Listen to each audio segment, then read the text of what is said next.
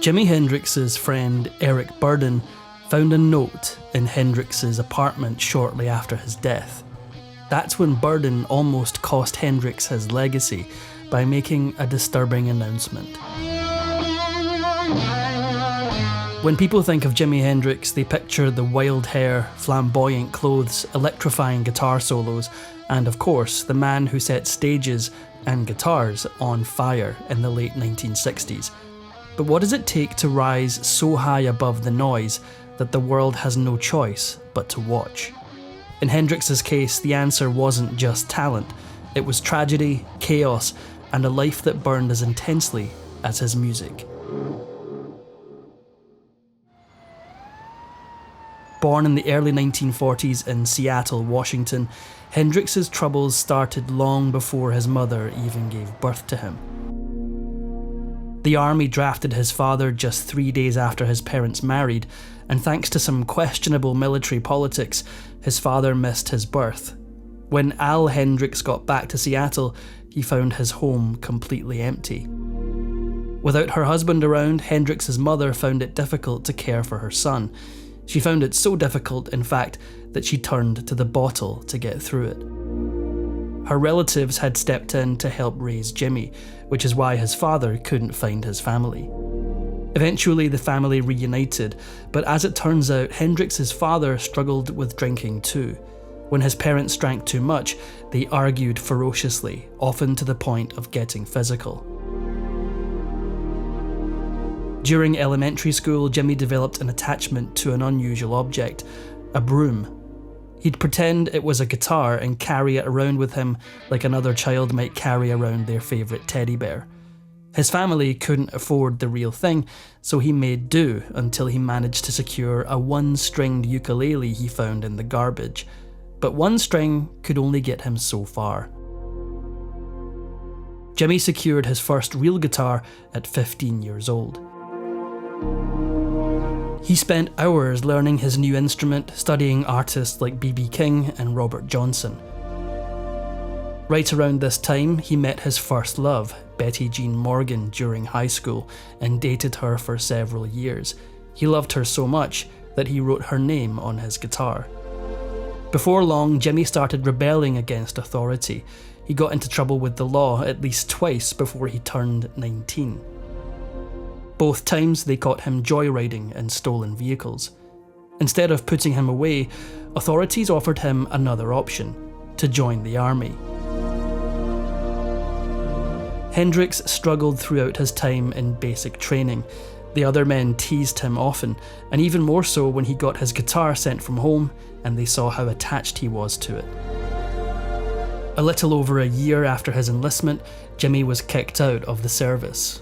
While he later told the story that he had to leave because of an injury, official reports from his superiors state it was because he was lazy and uninterested in the work, not worth the liability out in the field.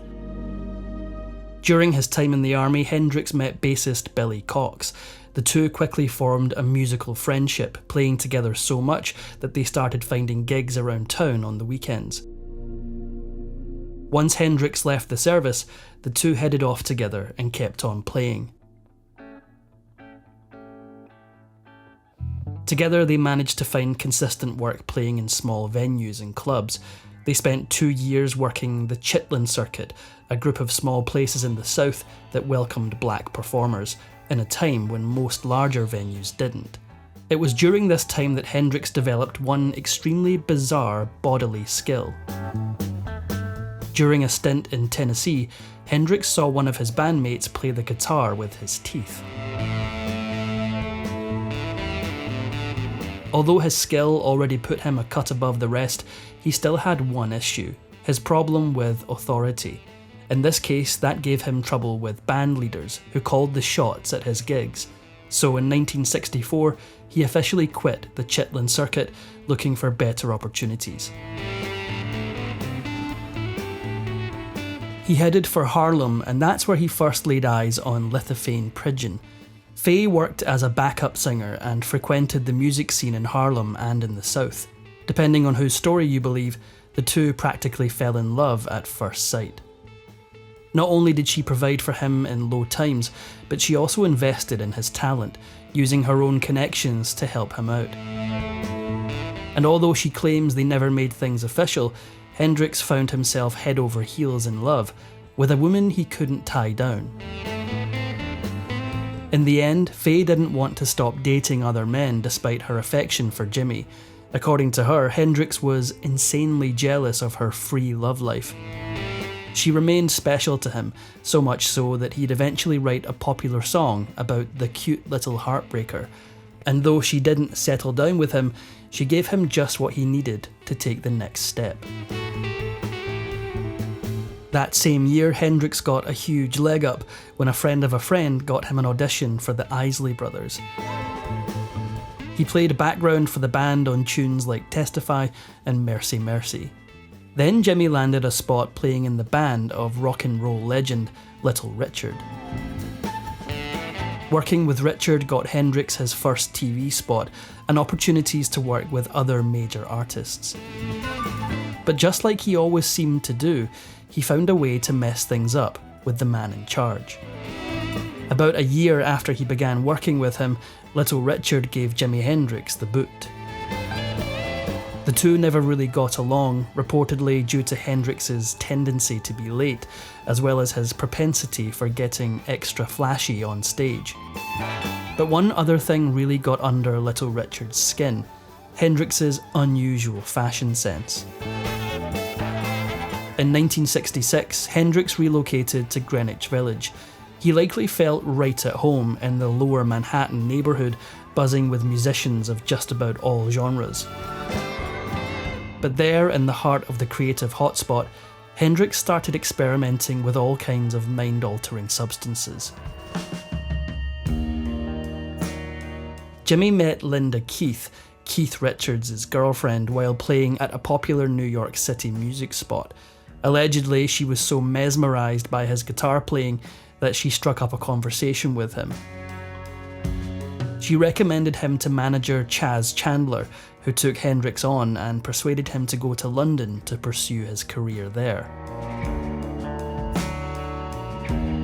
Once in London, he signed a new contract and gave an unplanned performance that marked the beginning of his stellar rise. Hendrix met his next girlfriend, a DJ named Kathy Etchingham, at that first London performance. She became his new muse, ultimately inspiring songs like The Wind Cries Mary and Gypsy Eyes. Once he had his recording deal, Jimi went to work putting together the perfect band.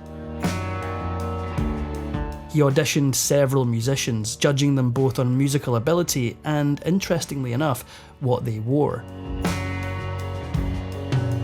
In the end, he managed to set up the Jimi Hendrix Experience for the kind of skyrocketing success the music world rarely saw.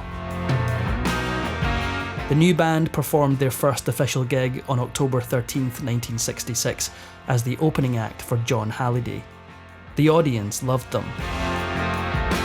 They recorded their first single, Hey Joe, shortly after that, and took on their second performance the following November. During that second performance, the Experience's new fans got a little too excited. Hyped up on the music, they practically dragged Jimi off the stage. In response, and seemingly to get all the people away from him, he smashed his guitar, and the crowd went wilder. The amped-up crowd thought the entire thing was just part of the show. Hendrix's manager latched onto the hype and figured he'd push Hendrix even further. Jimi's star shot up with unusual speed, so much so that critics called him Mr. Phenomenon. Jimi followed his stage debut with a wildly successful first album, Are You Experienced? And by the time he set fire to his guitar at the end of another legendary performance at the Monterey Pop Festival, he'd made quite the name for himself. While working on his second album, Hendrix nearly ruined the entire thing. Reportedly, he lost one of the master tapes for the record, forcing the team to remake it in a rush. In the end, they managed to get an album out that fans still loved, Axis, bold as love, but everyone on the team didn't love having to put up with Hendrix's blunders, and the cracks in their young foundation soon started to show.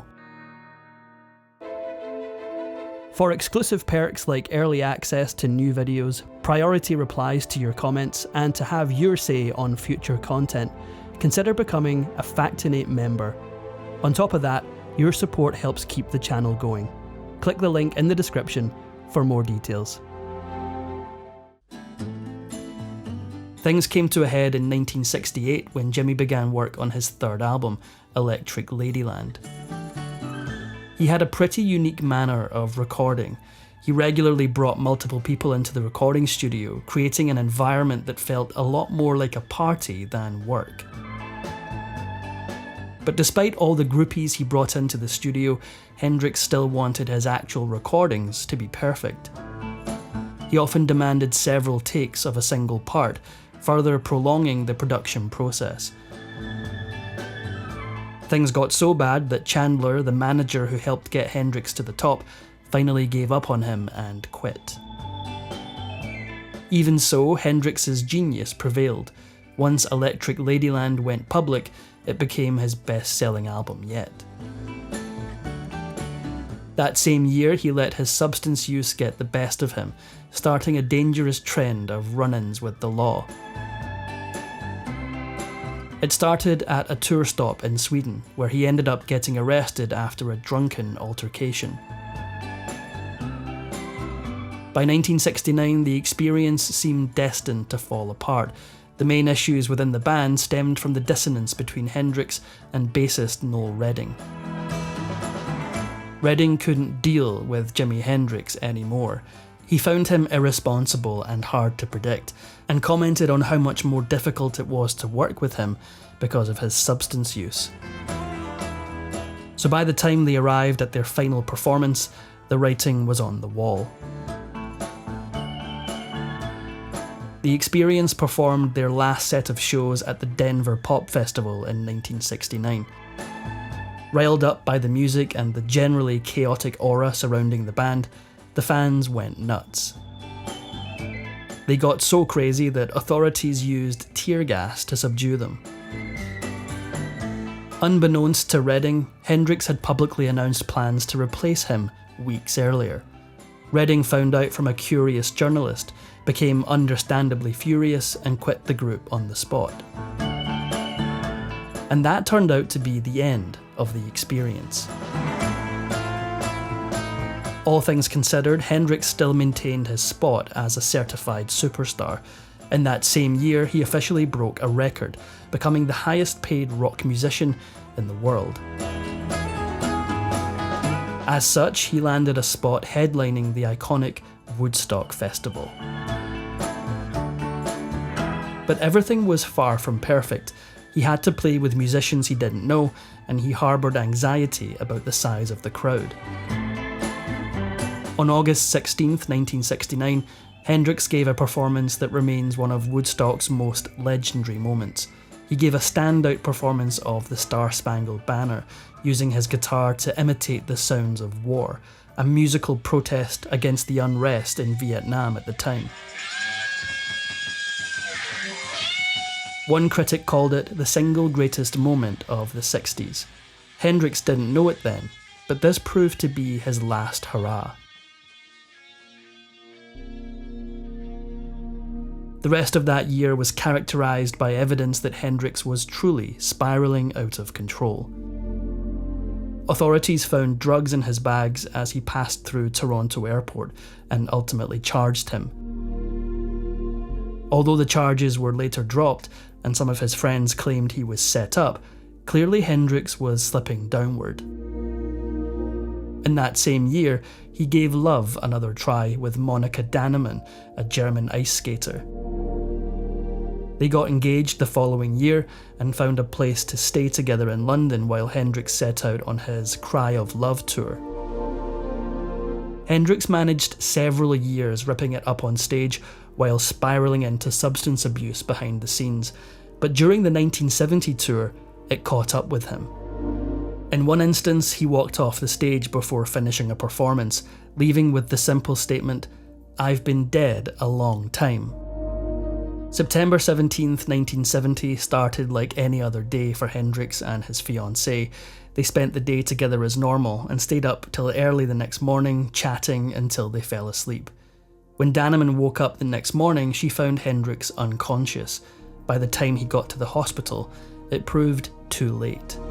Quickly after, a friend of his raced to his apartment to do a sweep before the authorities could, but nothing could prepare him for what he was about to find. When Hendrix died, his friend Eric Burden of The Animals quickly scoured his apartment to remove any traces of drugs that the authorities might find. It was then that he discovered a poem Hendrix had written mere hours before his death, titled "The Story of Life." Since Burden had discussed death and taking one's own life with Hendrix before, he assumed that the poem was that kind of note. Without thinking, Burden made a huge mistake. He appeared on the BBC to confirm that Hendrix had taken his own life. He would later recant this statement, saying, "I made false statements. I simply didn't understand what the situation was. I misread the note. I thought it was a goodbye." At this point, the autopsy report came back. In the end, examiners determined that Hendrix had been intoxicated and choked on his own vomit. Reportedly, he'd taken an excessive amount of his fiancée's sleeping pills, so at just 27 years old, Hendrix was gone, but not without a legacy and just a little extra chaos in his wake. Several of Hendrix's albums were released after his death, and while his fans applauded the continuation of his legacy, his father found himself struggling to secure the rights to his son's music. In the end, he did manage to secure them, and continues to protect and share his son's catalogue to this day. If you enjoyed this Factinate video, give it a thumbs up and subscribe for more incredible stories. If you want a say in who we cover next, join our membership program through the link in the description for exclusive perks. Your support means everything to us. Thanks for watching, and we'll see you in the next one.